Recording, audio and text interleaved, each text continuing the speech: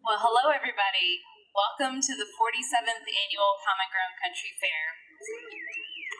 The Common Ground Country Fair is hosted by the Maine Organic Farmers and Gardeners Association, also known as MOFGA. I'm Sarah Alexander. I'm the Executive Director of MOFGA. Formed in 1971, we work year-round to create a healthy and fair food system for all of us. We do that through training, education, and advocacy, and we're helping farmers thrive, making local organic food more accessible, and building sustainable communities. We encourage you to visit the MOFGA tent right over here to learn more, and we're also excited to share that MOFGA and the fair are entirely powered by the sun on this beautiful sunny day.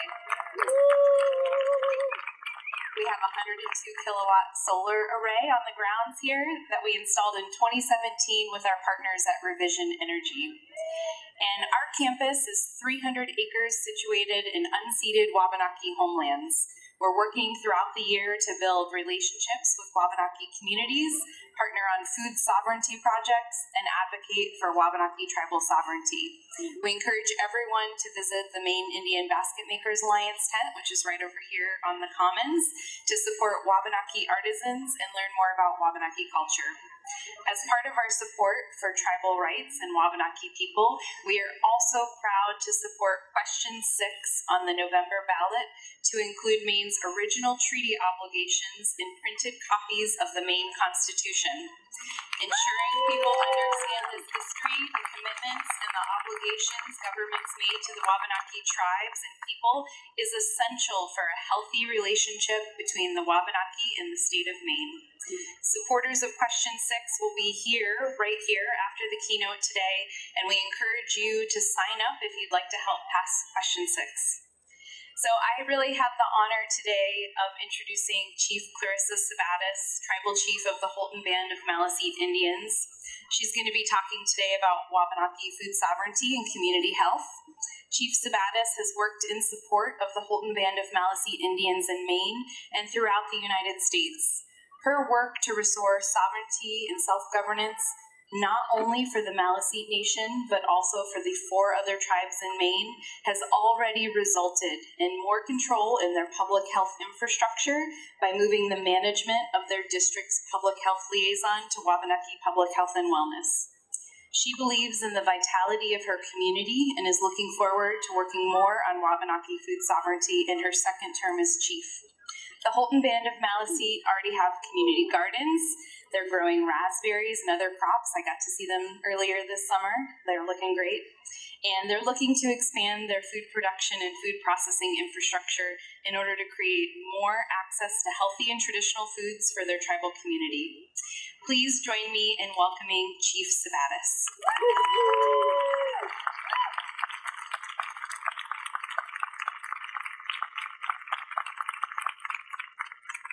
Put my eyeballs on before I start. I want to say thank you to Sarah for that wonderful introduction. Good morning. Maliwan, thank you for having me here today. I'm looking forward to joining you over the next 45 minutes or an hour. I'm really going to just tell you some stories about our journey with food sovereignty and, talk a little bit about how those impact health. I've been thinking about what I'd like to say today and for some time now, and I battled with myself a little bit, but I'm going to have a balance. So while I've been chief for the Houlton Band of Maliseet Indians for nearly 7 years, I think now, I've been a registered nurse and public health professional for a whole lot longer. So broaching the topic of food sovereignty and community wellness is kind of like a perfect blend of both worlds. Working in public health with Wabanaki tribes and the Maine CDC for nearly a decade, I became very aware of food security. That was a buzzword that we heard quite a bit about, but it wasn't until right before I became chief that I really started doing a lot of research about food sovereignty and what that really meant for tribal nations. The issue of food security was something that we looked at on a micro level, really trying to figure out how we could have nutritional well-being for all of our citizens. locally. But as a tribal nation, food security is only a piece of the puzzle of the larger picture of food sovereignty. Our Maliseet borders are within Aroostook County, which currently ranks 11th in health outcomes and 12th for health factors out of 16 counties here in Maine. One of those important factors that impact health outcomes is the socioeconomic status of those living in Aroostook County. Our tribal nation does not live in a bubble. Though we've been successful in building complex infrastructures to serve our citizens, some of our citizens experience the same disparities but at higher rates than those in the surrounding towns. So this is just one more reason to find ways to retain control over food systems locally. Excuse me.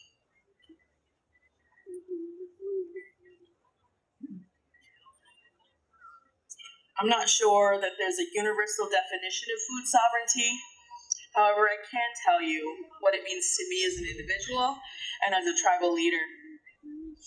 And I think what I'll do right now is just share some of the pillars that of food sovereignty that you'll hear, I think, through some of my stories and talks about what's been going on in my community and in Wabanaki territory. One of those first pillars, or first of those pillars, is food for people. Building knowledge and skills, working with nature, valuing food providers, localizing, growing, having local control, and last but not least, food is sacred. Prior to the pandemic, we were working towards completing a food sovereignty assessment in hopes of laying the foundations for food sovereignty for our tribe. However, when the pandemic hit, our reliance on commercial food systems proved to leave us in a vulnerable position.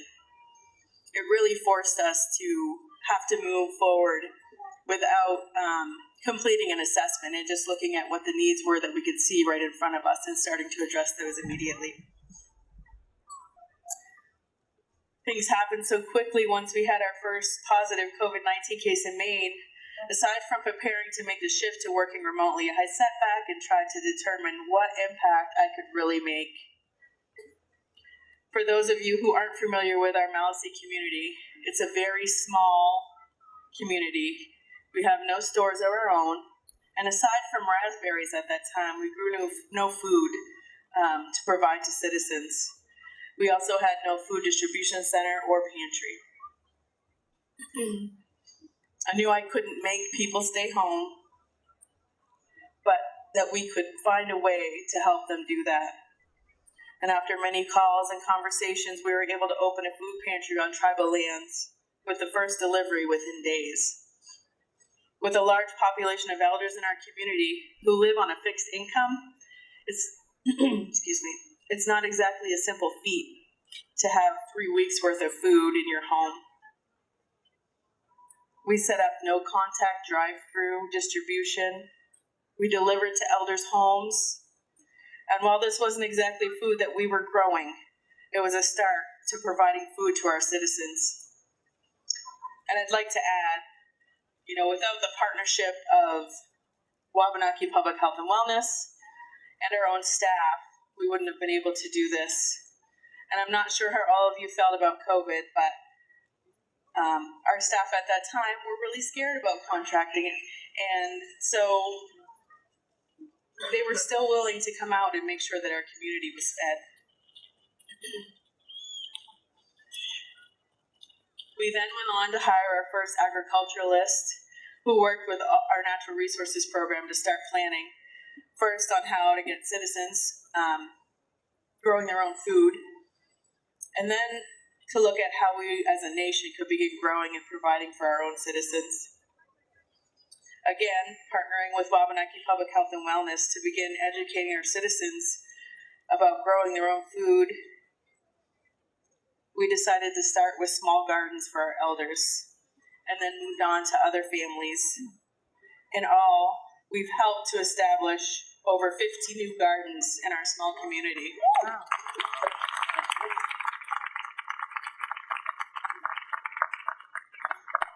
Those varied in size, and with the help of Wabanaki Public Health support, our staff, we were able to provide support through the growing seasons. Our tribe owns what I've been told is some of the best farmland in the area, and we've never grown on our own lands aside from an occasional community garden. But as part of these efforts, we took 4 acres out of production to grow our own foods. Thank you. Purchasing equipment, supplies, and finding seeds was no small job at that point. But the most amazing thing happened. We began to grow our own food for our people. And what I saw was the sense of community and connectedness that came from this. And as a public health professional, I knew this was much more than just feeding people. These feelings of community connectedness are the things that influence our health and life expectancy. And at a time when people felt disconnected, food was bringing us together. I feel like I'm skipping a lot. I'm going to assume that there's some folks here that can really fill in the blanks when it comes to what had to go into these jobs of having gardens and growing on a larger scale, though. So in the meantime, again, working with Wabanaki Public Health, we were able to establish some youth internships. You know, I think it's extremely important to engage our youth and have them learn early. These were things that I didn't learn as a young person, and you know, I'm taking it all in now, but wow, do I wish I had this knowledge when I was younger and what I might have been able to do. So that became a huge priority for our tribe, was to bring some of our youth in and engage them in every aspect that we could around food sovereignty.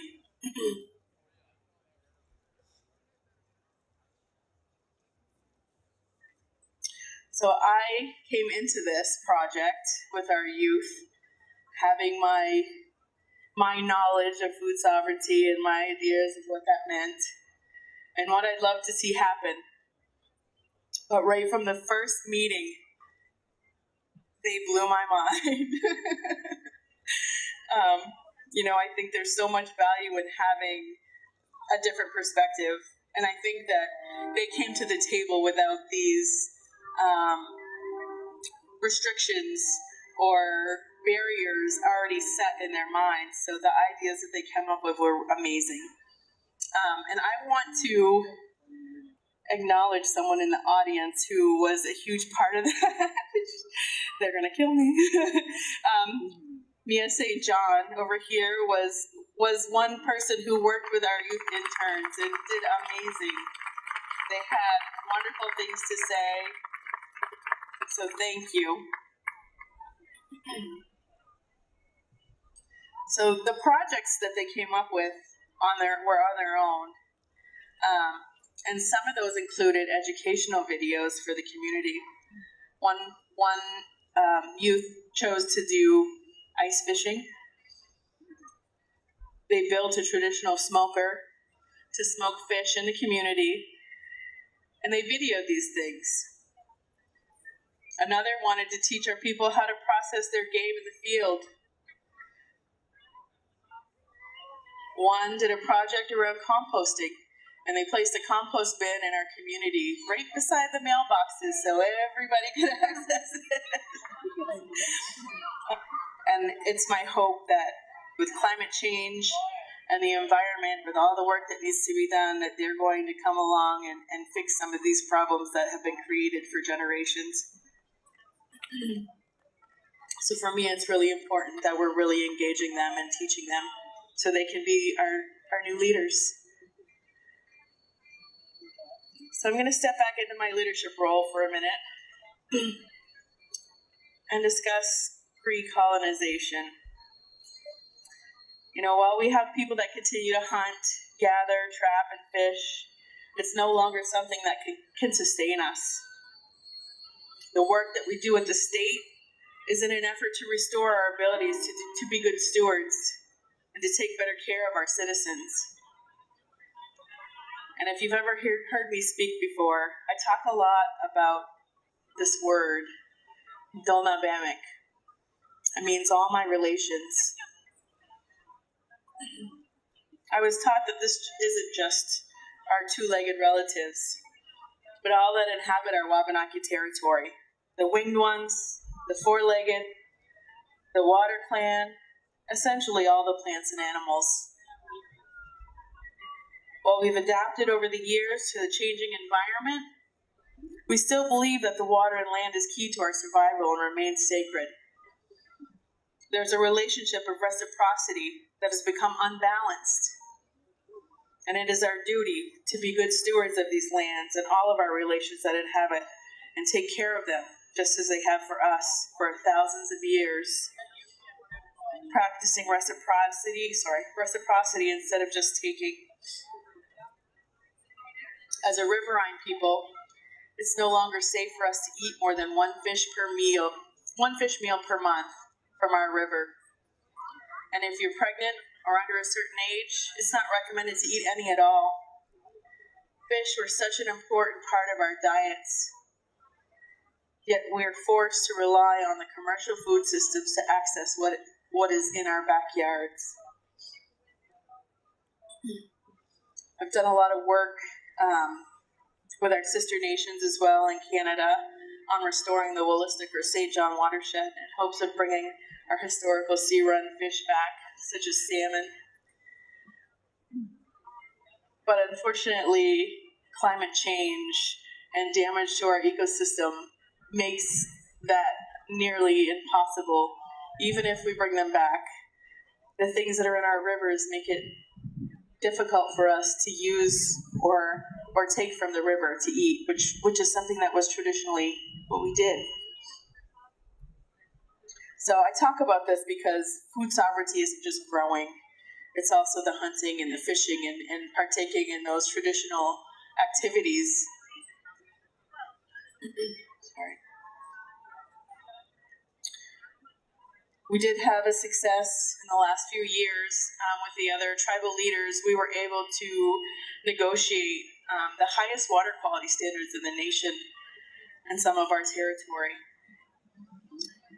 While that doesn't fix what's already happened, it is definitely a step in the right direction.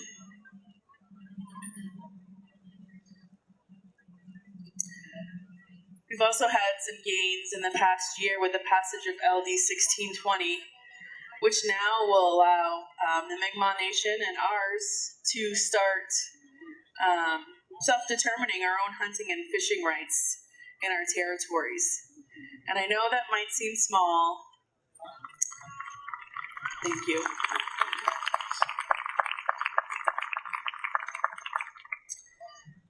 But again, it's a step forward in self-determination.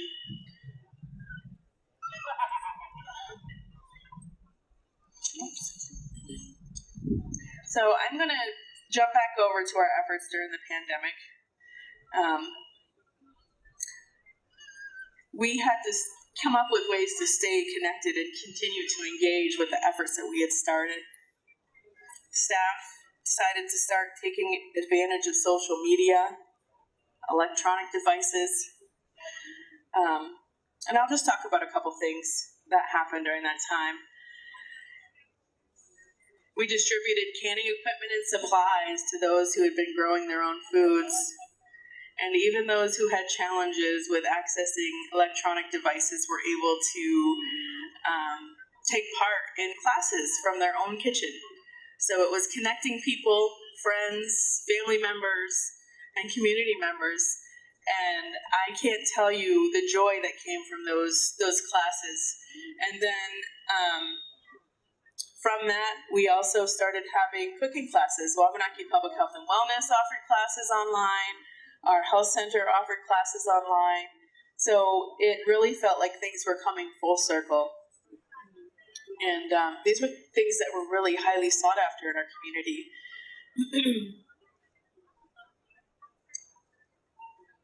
Moving forward, I recently have negotiated with the federal government for a food distribution program and signed a self-governance contract so that we're going to be able to distribute food.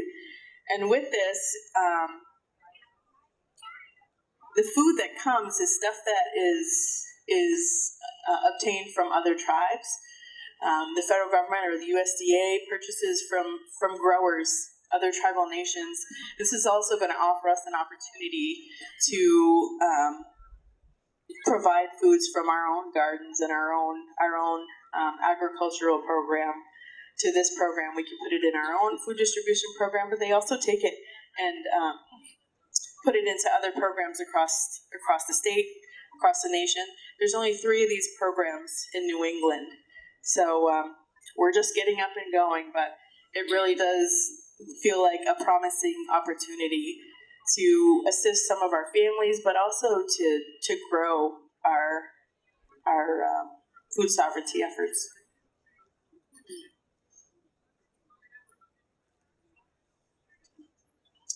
So I want to just talk a little bit about some of the things that are also happening. Again, Wabanaki Public Health I talk about a lot. That's where I was prior to being chief. The work that they do is near and dear to my heart, and they serve all 4 tribes in Maine. It's not just related to food. Really, they have a holistic approach to everything that's going on as far as public health, environmental health,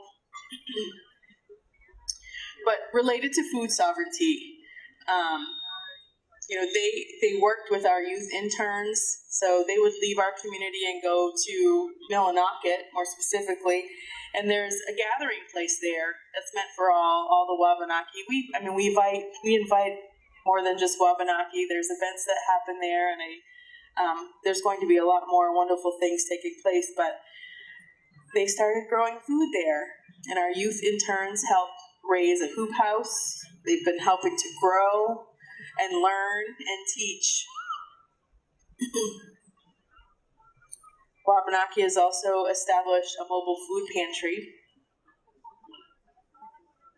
This has served over 2,000 individuals so far in the last 4 months.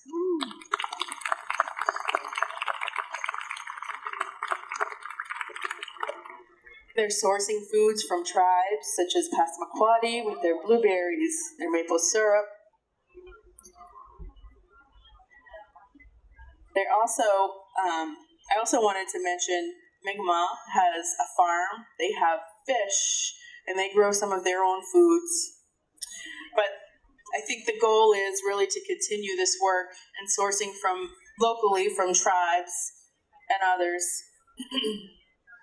We're also working with them to bring an arborist. We have some old orchards, and one that was actually donated. They let us use their land, and it has an orchard on it that needs to be reclaimed. So some of those efforts really, wouldn't happen if we didn't have that important partnership. They wanted me to talk a little bit about moving forward and some of the changes or what our goals are for food sovereignty. So for us, it's really systemic changes. We're very early on in this journey, and we need to increase production and diversity. Sustainability is a concern. Initially the funds to do all the work that we were doing really came from the tribe. So we're looking at ways to make that sustainable. We've been looking at fiddleheads and how we can leverage those to help not only provide to the community, but become something that we can market. We need to do more around occupying the regulatory space. Self-regulation really will offer an opportunity to exercise our sovereignty and autonomy. This avoids encroachment from other governments. and it really can help shape our food systems. This will give us an opportunity as well for international trade, and when I say that, I mean between tribes, tribal nations.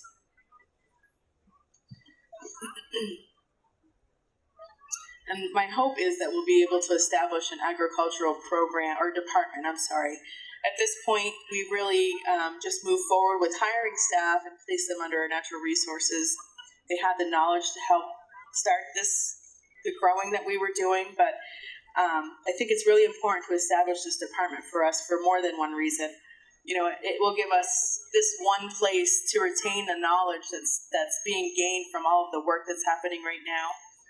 They'll be able to teach our community. It'll be a single point of contact for networking. I'm hoping to bring more jobs as well, so employment opportunities. Data collection is also important. I think that, you know, there's so many unknowns when it comes to food sovereignty. This work is so new. Data collection is important, and I think that having an ag department will have a location where we can keep those things. I also am hoping with an ag department we'll have the ability to link with our natural resources and look at how we can have food sovereignty really be part of our climate resiliency plan. They're so tied together that it would be unfortunate not to look at this and do that. We're also looking at aquaculture. And some of the thought was being able to provide a traditional meal or fish that we don't have access to that we should. But also looking at how we can do this to restore salmon to the watershed. And then possibly having another economic arm to help for sustainability. So I would be remiss if I didn't mention these efforts have really started to bring about some of our old ceremonies. Food is sacred, and I know I said that earlier.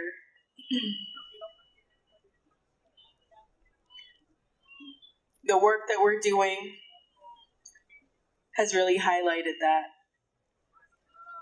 And while we're trying to restore our traditions and our culture to our communities, celebrating food in a way that we used to is helping to do that.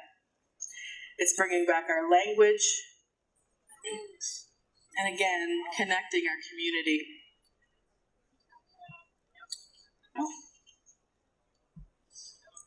And I think I'm going to end it there, and I know that they asked if I was willing to take some questions, so there's Sarah. Thank